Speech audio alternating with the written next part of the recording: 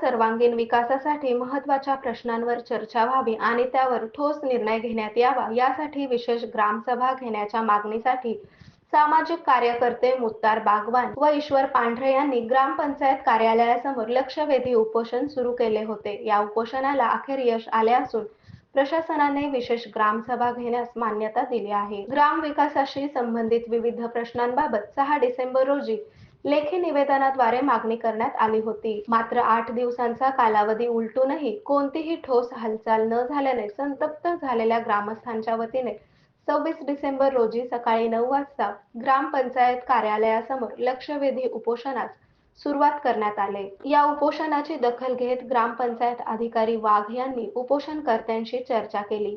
गावच्या विकासासाठी विशेष ग्रामसभा आवश्यक असल्याचे मान्य करत 2 जानेवारी 2026 रोजी विशेष ग्रामसभा आयोजित करून सर्व प्रश्नांवर धोरणात्मक निर्णय घेतले जातील असे लेखी आश्वासन देण्यात आले। त्यानंतर सरपंच रेणुका राम दुधे यांनी लेखी आश्वासन मिळाल्यानंतर उपोषण मागे घेतले।